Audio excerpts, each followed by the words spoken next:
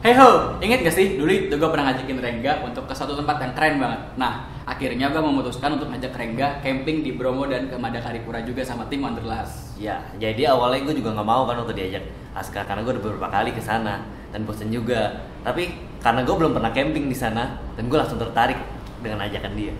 Nah, kita baru pulang dari sana dan kita akan ngeritain dari awal sampai akhir perjalanan Wanderlust ngelihat Indonesia dari Bromo dan Madakaripura.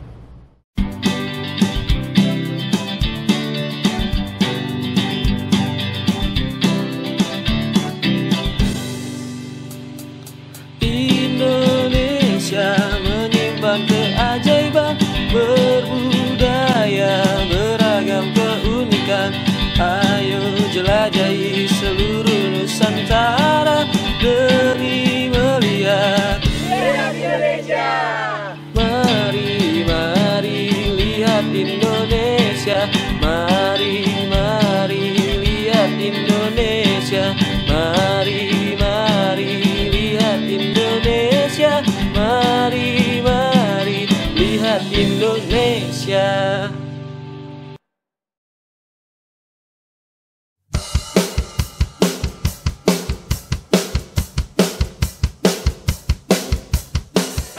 Hey ho, ketemu lagi dengan Wanderlust. Kali ini giliran gua untuk ngajak Rengga dan tim Wanderlust untuk jalan-jalan ke Bromo.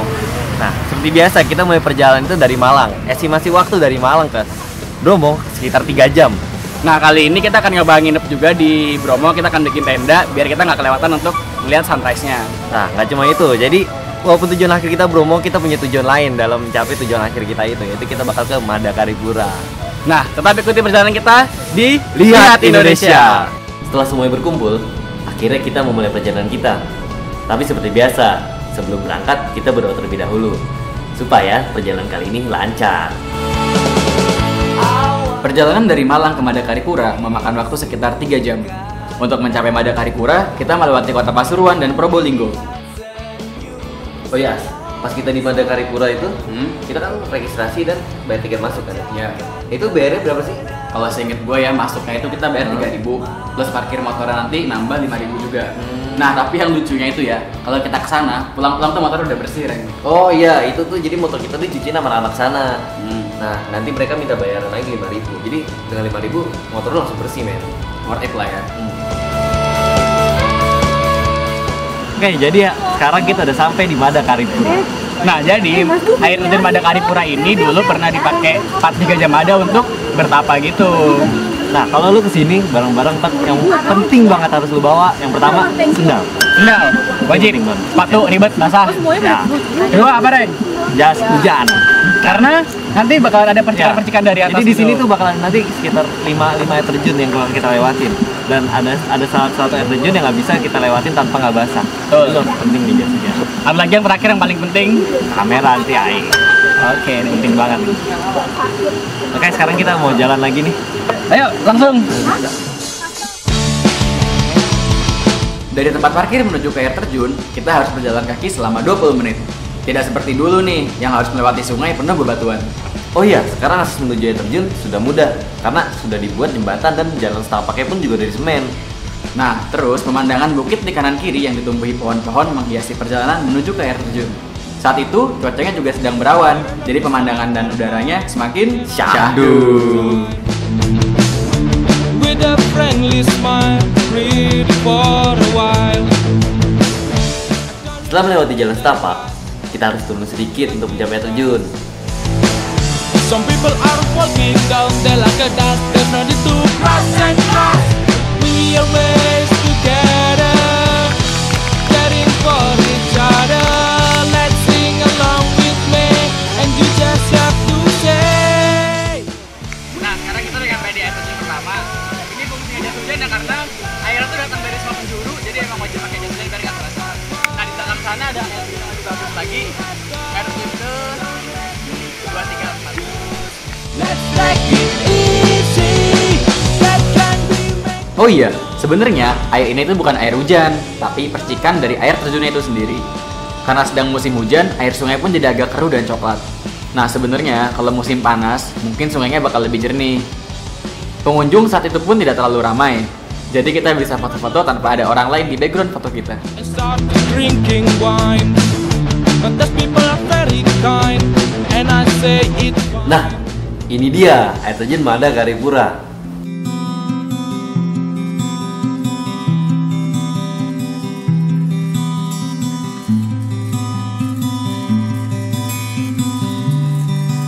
Sebenarnya ada satu lagi air terjun di ujung sungai ini. Tapi berhubung hujan turun dan sungai mulai penuh, kita nggak diizinin ke sana.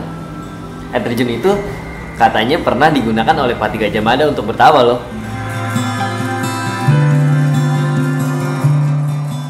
Nah, gimana Reng? Seru kan Mada Karipura?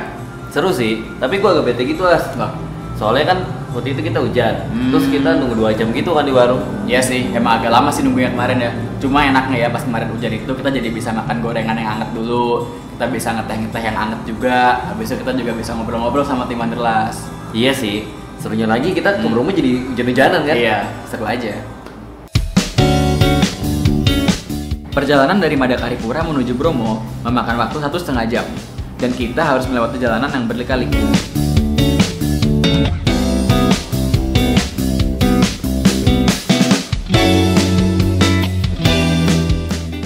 Kita tiba di kawasan Bromo sekitar pukul 6 sore.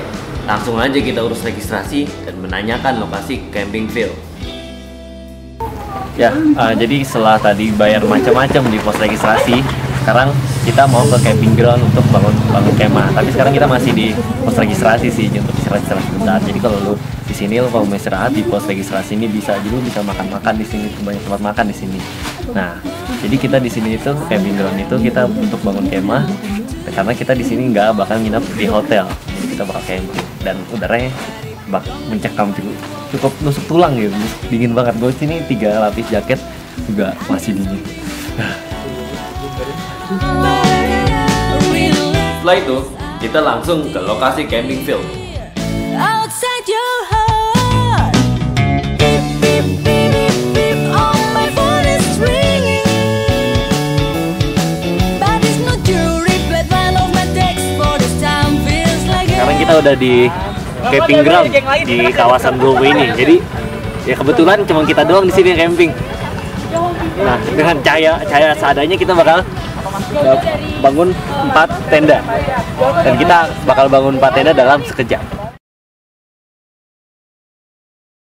Tada!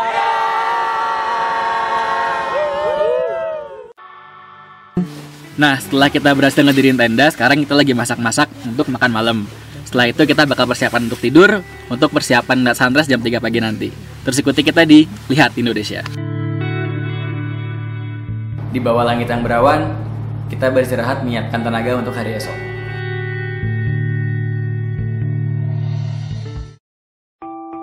Selamat pagi. Jadi sekarang tepatnya udah jam 4. Kita mau kegiatan selanjutnya ke penanjakan untuk lihat sunrise. Kondisinya sekarang dingin banget. Lo harus double jaket mungkin untuk menangani dinginnya. Jadi nanti kita bakal jalan ke daerah sana. Apa ya namanya? Aku juga belum tahu. Nah, kita untuk lihat sunrise dan kondisi cuacanya juga belum kurang tahu sih. Semoga nanti untuk ketika sunrise udah nggak berawan lagi. Ya biar semoga kita dapat sunrise-nya. Tetap ikutin kita di Lihat Indonesia. Jadi sekarang kita lagi di perjalanan untuk ke tempat kita lihat sunrise. Nah, jadi ternyata gue salah. Tujuan kita ini bukan ke penanjakan. Jadi nggak tahu juga sih ini namanya apa ya. Jadi kan yang terkenal itu biasanya penanjakan 1 dan penanjakan 2. Nah di sini emang kurang terekspos spot ini untuk melihat sunrise. Tapi emang biasanya yang camping di daerah sini lihat sunrise di sini karena cukup dekat. Jadi kalau kita jalan kaki mungkin sekitar 10 menit. Jadi kita nanti bakal naik di atas bukitnya. Semangat. Pak, lihat Indonesia.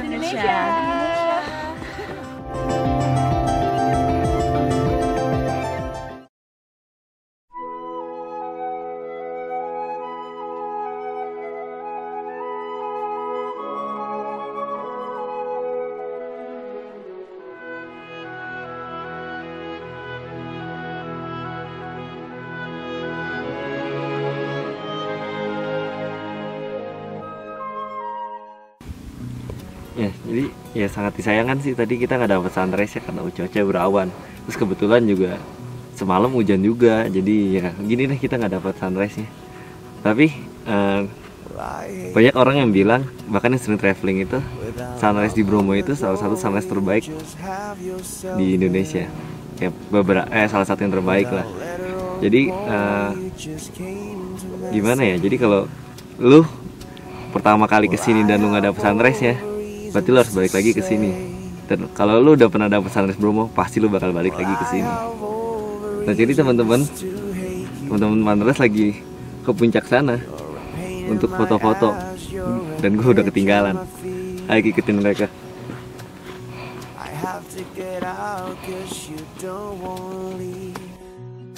Rumput yang hijau, tanah yang basah, dan langit semakin cerah membuat kita semakin semangat. Terlihat teman-teman yang sedang mengabadikan momen di puncak bukit sambil tertawa bahagia. Ya jadi ini nih, anak-anak lagi foto-foto karena ya pemandangannya emang keren di sini. Terus lagi juga walaupun berawan, tapi pemandangan di Tengger Bromonya nggak berkabut, jadi ya untuk foto-foto keren ya. Nah jadi lu bisa lihat di sini tuh, di sini nanti lu ada kawahnya tuh yang bagian sana di sini. Nah terus lu pojok kiri sana belok dikit udah Bukit Teletabis. Jadi sebenarnya walaupun lo gagal atau apa ya, cuaca nggak mendukung lo untuk melihat sunrise di Bromo, masih banyak spot lain gitu yang keren juga, yang nggak kalah keren ya di Bromo ini. Jadi jangan kecewa lah kalau andaikan lo suatu saat ke Bromo dan lo nggak dapet sunrise ya, karena spot-spot lain keren-keren juga. Oh, don't come again, we don't wanna see you. We have all the reasons to say. We have all the Oke, jadi kita udah selesai melakukan semua kegiatan di bukit ini, kayak foto-foto, nikmatin pemandangan di sini. Oh, yang gue lupa, di sini lu juga bisa melihat Gunung Semeru. Nah, jadi yang lucu itu tuh Gunung Semeru, Mahameru itu. Jadi, dari sini pun kelihatan. Ya udah, paling udah selesai di sini, kita sekarang mau balik lagi ke tenda, beres-beres. Kita nanti berangkat lagi ke spot selanjutnya. Tapi ikutin tadi, lihat Indonesia.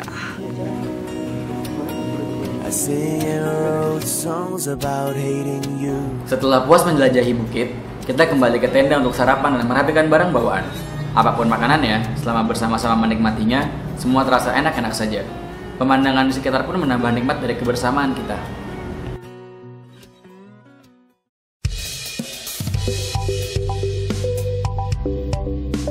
Ya, sekarang kita udah selesai beres-beres tenda, udah packing-packing barang-barang.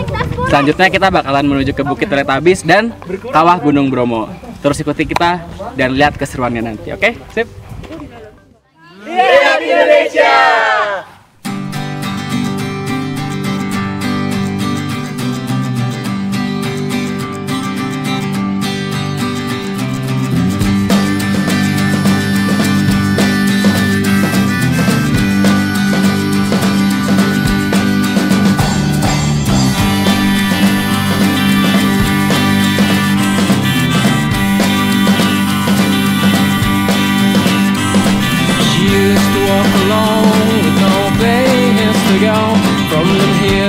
Nah, sekarang kita udah di kaki kawah Gunung Bromo. Kita habis parkir motor sama kita bisa nitipin barang di warung ini. Nah, kira-kira anak mandangnya itu udah sekitar 260 anak tangga.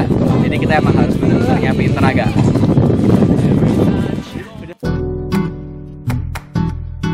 Setibanya di kaki kawah, kita langsung menitipkan barang bawaan di salah satu warung. Banyak yang berubah dari kawasan kawah Gunung Bromo akibat erupsi. Jumlah anak tangga yang tadinya banyak, kini telah berkurang karena tertimbun pasir. Tapi tetap saja, butuh perjuangan untuk mencapai puncak kawah. Aduh. Capek, semoga. Akhirnya gue nyampe juga. Jadi di tangga yang tadi gue lewatin, lu bisa lihat seberapa curam tangga itu. Tapi ini masih mending sih. Jadi dulu sebelumnya itu tangga ini jauh lebih panjang lagi. Sebelum erupsi, jadi tangganya hampir kepotong lumayan banyak lah. Di tangganya nggak terlalu banyak. Yang di belakang gue ini sekarang udah kawahnya. Jadi yang disebut orang kawah Bromo itu kawah Gunung Bromo. bisa lihat sendiri. Jadi lo istirahat habis capek naik tangga, disuguhin sama pemandangan kayak gini. Terus gue lapar banget. Nah, cukup setimpal.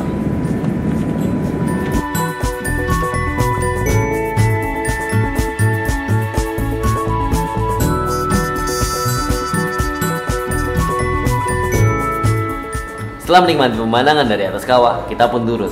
Tapi karena kita adalah laki-laki fearless, kita turun nggak lewat tangga, tapi merosot melalui pasir di kawah.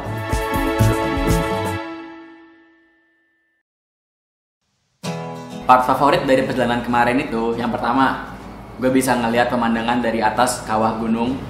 Terus yang kedua, gue bisa ngelihat hamparan lautan pasir yang luas banget. Terus yang ketiga itu jajaran bukit-bukit yang subur. Terus yang keempat, gue bisa ngeliat pura yang berdiri tegak di tengah-tengah hamparan lautan pasir. Ini bener banget tuh. Tapi perjalanan kita ke Bukit Tetabis itu juga keren banget, As. Jalan setapaknya, terus pemandangan kanan kiri bukit-bukit hijau gitu kan. Terus pohonnya itu berdiri sendiri-sendiri gitu. Wah, itu keren banget, perfect banget ya. I think you just didn't see. You said hi and I said bye. Just go away and... Setelah melewati beberapa hambatan, akhirnya kita nyampe juga di Bukit Tetabis. Lo bisa lihat sendiri, seluruh daratan, hampir semua seluruh daratan yang di sini tuh hijau semua. Dan kenapa disebut Bukit Tetabis? Ya, karena kayak Bukit Tetabis. Iya, semua dataran hijau. Jadi kalau lo ngeliat ya, kayaknya lo pengen main di sana. Tapi Bukit Tetabis ini juga mengakhiri perjalanan kita tim Wanderlust di Bromo. Terima kasih sudah menonton video kita. Tetap dukung video kita dan like and subscribe video kita. Lihat Indonesia.